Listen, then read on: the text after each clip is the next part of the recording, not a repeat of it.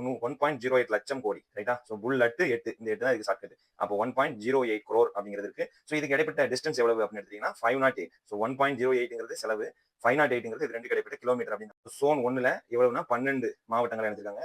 Zone 3ல sorry zone 2ல வந்து 13 மாவட்டங்கள் எடுத்திருக்காங்க. மொத்தம் 25 சோன். இந்த ரெண்டே அஞ்சையும் பேருங்க 10 வந்துடும். ஸோ அப்போ 10 லட்சம் ஹெக்டேர்ல 25 சோன்ல சோன் 1ல 12ம் சோன் 2ல 13 மாவட்டங்களை தேர்ந்தெடுத்து சிறுதானியங்களை நம்ம என்ன செய்யணும், பெருக்கி காமிக்கணும். அப்ப அந்த லடாக்ல தீப்பந்த பக்கத்துல இருக்கணும் ரைட்டா. ஸோ தீ பக்கத்துல தான் நம்ம இருக்கணும் அப்படின்னு வச்சுக்கோங்க. ஸோ அப்போ முதல் பயிர் என்ன கேட்டீங்கன்னா சீபக்தான். அந்த தீபக்தான்ங்கிறத சீபக் அப்படின்னு வச்சுக்கோங்க. ஸோ இந்த இடத்துல பக்குன்னு இருக்கா, அதை பக்கு வீட்டு அப்படின்னு வச்சுக்கோங்க. பக்கத்து வீட்டுல தீ பக்கம் போய் இருக்கணும் அப்படின்னு வச்சுக்கோங்க. Welcome to Civicsam academy. இன்னைக்கு ஆகஸ்ட் 4க்கான கரண்ட் அஃபேர்ஸ் ஷார்ட்கட்ஸா பார்த்துடலாம். அதுக்கு முன்னாடி நம்ம சேனலுக்கு புதுசா இருந்தீங்கன்னா சப்ஸ்கிரைப் பண்ணிக்கோங்க. சரி வாங்க வீடியோக்குள்ள போகலாம். ஸோ 6ல இருந்து 10ஆம் வகுப்பு படிக்க வர ஸ்டூடெண்ட்ஸுக்கெல்லாம் உடற்கல்வி அப்படிங்கிற ஒரு பாடத்தொகுப்பை தமிழக அரசு வந்து என்னன்னா இன்ட்ரோடியூஸ் பண்ணியிருக்காங்க. ஸோ இது எந்த வருஷத்துல இருந்து இன்ட்ரோடியூஸ் பண்ணாங்க அப்படின்னா 2025 அந்த இதுல புதிய பாடத்திட்டத்தின் கீழ் இது வந்து இணைக்காங்க. ஸோ 6ல இருந்து 10ஆம் படிக்கிற பையங்களுக்காக இது கொடுக்கப்பட்டிருக்கு. இதனுடைய மொத்த பக்கங்கள் எவ்வளவுன்னா 237. ஸோ 2ஐயும் 3ஐயும் பெருக்குங்க 6 வந்துருதா. ஸோ அதுக்கப்புறம் 7ஐயும் 3ஐயும் கூட்டுங்க 10 வந்துருச்சா. அப்போ 237 பக்கங்கள் இருக்கு. இதை யாரு கொண்டு வந்தா அப்படின்னு கேட்டீங்கன்னா சாம்ராஜ்.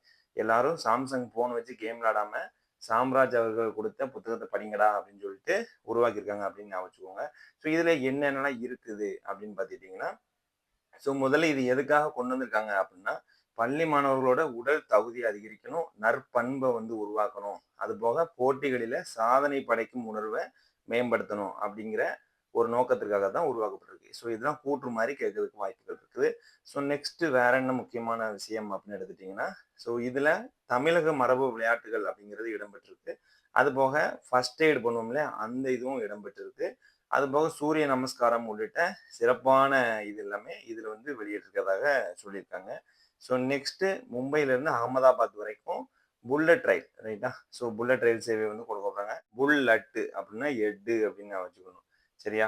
ஸோ 320 இருக்கா, இந்த 2Q போய் 8 ஆயிருமா, அவ்வளவுதான். அப்போ 320ங்கிறது புல்லட்டு 8. அப்போ 320 கிலோமீட்டர் வேகத்துல வந்து இது போகுது. எங்க இருந்து எங்க போகுது அப்படின்னு கேட்டீங்கன்னா மும்பையில இருந்து குஜராத்தினுடைய அகமதாபாத் வரைக்கும் போகுது அப்படின்னு சொல்லியிருக்காங்க. ஸோ இது எப்போது தொடங்கப்பட்டது அப்படின்னா அந்த வரும் இதுல கொடுக்கல. ஸோ மொத்தம் 1.08 லட்சம் கோடி ரைட்டா. ஸோ புல்லட்டு 8 இந்த 8 தான் இதுக்கு ஷார்ட்கட். அப்போ 1.08 crore அப்படிங்கிறது இருக்கு. ஸோ இதுக்கு இடைப்பட்ட டிஸ்டன்ஸ் எவ்வளவு அப்படின்னு எடுத்துட்டீங்கன்னா 508.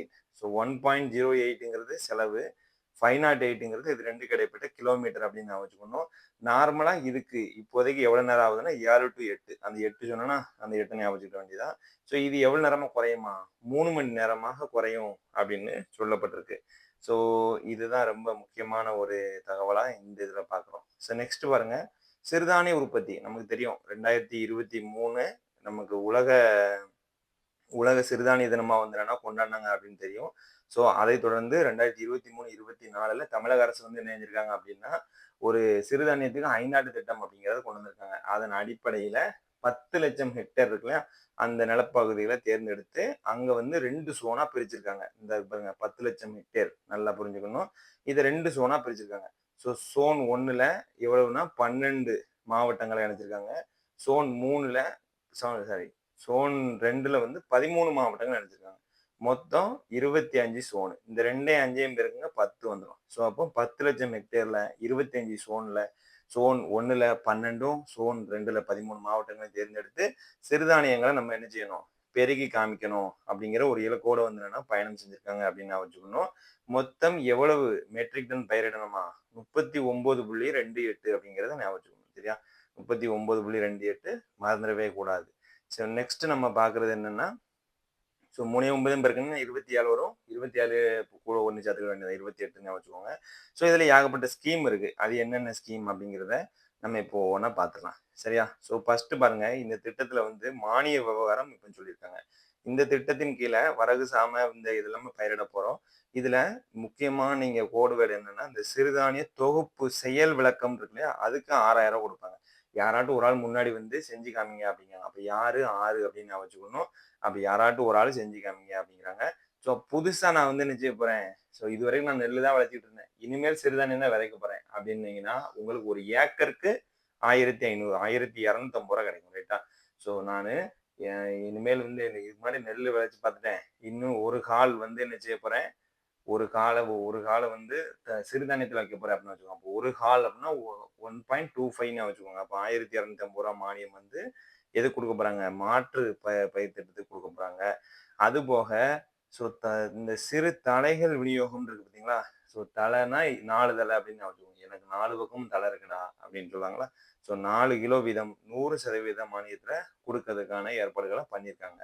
ஸோ இதுதான் ரொம்ப முக்கியமான டேட்டாவா நம்ம இங்க பார்த்துக்கிட்டு இருக்கிறோம். ஸோ சிறுதானிய உற்பத்தியை பெருக்கணும் அப்படிங்கிறது ரொம்ப முக்கியம். மொத்த செலவு எவ்வளவு? 52.44 கோடி அப்படிங்கிறதையும் நான் வச்சுக்கோங்க. ஸோ வாக்காளர் அதாவது பீகார்ல இப்போ ஒரு பிரச்சனை நடந்துகிட்டு இருக்கு. அது கரண்ட் இஷ்யூவா இருக்கு. ஸோ குரூப் 2 மெயின்ஸ்ல கூட கேட்கலாம்.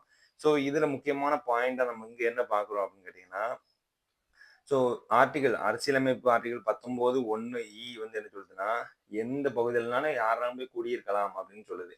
ஸோ அதே மாதிரி மக்கள் பிரதிநிதித்துவ சட்டம் அப்படின்னு ஒண்ணு இருக்கு. அதுல 19(b) அப்படிங்கிறது என்ன சொல்லுதுன்னா, பீகாரை வச்சுதான் பிரச்சனை இருக்கு. அப்ப பி அப்படிங்கறத நீங்க ஞாபகம் வச்சுக்கணும். ஸோ பி என்ன சொல்லுதுன்னா, நம்ம இப்போ இங்க இருந்து நான் டெல்லியில போய் தங்குறேன். ஸோ தங்கிட்டேன் அப்படின்னா, அங்க ஒரு வழக்கமான குடியாளரா நான் இருக்கிறேன் அப்படின்னா, எனக்கு அந்த டெல்லியில ஒரு வாக்காளராக பதிவு செய்வதற்கான எலிஜிபிலிட்டி இருக்குது அப்படின்னு சொல்லியிருக்காங்க.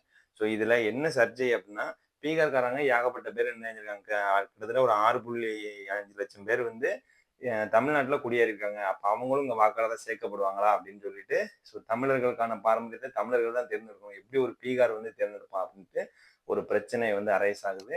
அதுக்கு தேர்தல் ஆணையம் கொடுத்த பதில் தான் இந்த பதில் அப்படிங்கிறத ஞாபகம் வச்சுக்கோங்க. ஸோ செக்ஷன் மக்கள் பிரதிநிதித்துவ சட்டம் 19(b) அப்படிங்கிறத மட்டும் மறந்துட வேண்டாம். ரொம்ப முக்கியமான ஒண்ணு அது. ஸோ நெக்ஸ்ட் பாருங்க, சர்வதேச விண்வெளி நிலையம். ஸோ நம்ம தெரியும் மக்கள் எல்லாத்தையும் என்ன செய்ய போறோம், விண்வெளியில போய் ஆராய்ச்சி பண்ணதுக்காக நம்ம தேர்ந்தெடுத்து வச்சிருக்கோம் ககன்யான் திட்டம் மூலமா. ஸோ அப்ப அவங்களுக்கு சாப்பாடு எல்லாமே வேணும். அப்ப அதுக்கு என்ன செய்யணும், ஒரு விதையை நம்ம தேர்ந்தெடுக்கணும். அப்ப அந்த விதை லட்டு கணக்கு டேஸ்டா இருக்கணும். அதனாலதான் லடாக் அப்படிங்கிற பகுதியில இருந்து விளையக்கூடிய எந்த இதை தேர்ந்தெடுத்திருக்காங்க. ஸோ லடாக்னா ரொம்ப குளிர் பிரதேசம் தெரியும். இந்தியாவிலே மிக குளிர் பிரதேசம் எது அப்படின்னு கேட்டீங்கன்னா லடாக் அப்படின்னு தெரியும். பக்வீட்டு தீபக்தான் அப்படிங்கிறத வச்சுக்கோங்க. இது யாரு கொண்டு போறா அப்படின்னா குரூ 11 விண்கலம் தான் என்ன செய்ய போகுது, இந்த சர்வதேச விண்வெளி நிலையத்துக்கு கொண்டுட்டு போகுது அப்படிங்கிறாங்க. ஸோ மறுபடியும் அதே குரூ 10, அதாவது கொண்டு போறது குரூ 10, அதாவது குரூ 11 மூலமா கொண்டு போறோம். குரூ 10 மூலமா திரும்ப நம்ம பூமிக்கு கொண்டு வர போறோம். ஸோ மொத்தம் நம்ம வீட்டுல இருந்து ஒரு கட்டை, பக்கத்து வீட்டுல இருந்து ஒரு கட்டை, அதுல ஒரு கட்டை எரிஞ்சிருச்சு. அப்போ ஒரு கட்டை 0 ஆயிருக்கு. குரூ 10 மட்டும் கீழே வருது. குரூ 11 மூலமா நம்ம என்ன செய்ய போறோம், மேல கொண்டு போக போறோம். இது ரொம்ப முக்கியம். ஸோ நெக்ஸ்ட் பாருங்க, இந்த இதை யாரு கொண்டு போய் அங்க ஆராய்ச்சி பண்ண போறா அப்படின்னு கேட்டீங்கன்னா, ஜாக்வார் ஸ்பேஸ் என்ற அமெரிக்காவை சேர்ந்த ஒரு விண்வெளி நிறுவனம் தான் என்ன செய்ய போகுது, இந்த இதை வந்து ஆராய்ச்சி பண்ண போறாங்க. ஸோ இந்த விதைகளை பர்டிகுலரா அவர் இது பண்ணது யார் அப்படின்னு கேட்டீங்கன்னா, பெங்களூரை சேர்ந்த ரைட்டா புரோட்டோ பிளானட். ஸோ யாரும் புரோட்டா திங்காதீங்க, இனிமேல் நான் கொடுக்க விதையை திங்க அப்படின்ட்டு புரோட்டோ பிளானட் அப்படிங்கிறவர் தான் என்ன செஞ்சிருக்காங்க, இந்த இதை ஆராய்ச்சி பண்ணியிருக்காங்க அப்படின்னு நான் வச்சுக்கணும். ஸோ அப்போ இதுல முக்கியமான தகவல் என்ன அப்படின்னு கேட்டீங்கன்னா, கொண்டு போறது குரூ 11, இங்க ஒரு கட்டை, இங்க ஒரு கட்டை, திரும்ப வருது ஒரு கட்டை காலி ஆயிருச்சு. அப்ப மீதி ஒரு கட்டை மட்டும் தான் வருது. குரூ 10 மூலமா கீழே கொண்டு வர போறோம். பக்கம், அதாவது பக்கம் தான் இருக்கணும் லடாக். ஏன்னா ரொம்ப குளிரும், பக்கத்து வீட்டுக்கு போயிடணும். அப்போ பக்வீட்டு சீபக்தான் அப்படிங்கிற 2 விதையை வந்து ஆராய்ச்சி பண்ண போறாங்க. எதுக்கு, லட்டு கணக்கு டேஸ்டா இருக்கணும் சாப்பாடு விண்வெளியில. அதனால லடாக் அப்படிங்கிற பகுதியில இருந்து எடுத்திருக்காங்க. ஸோ இது எல்லாம் சேர்ந்து இந்த இதுல ரொம்ப முக்கியமான ஒன்றோடாக பார்க்கப்படுது. ஸோ இதோட நம்ம வீடியோ முடியுது. நெக்ஸ்ட் வீடியோ பார்க்கலாம். நன்றி, வணக்கம்.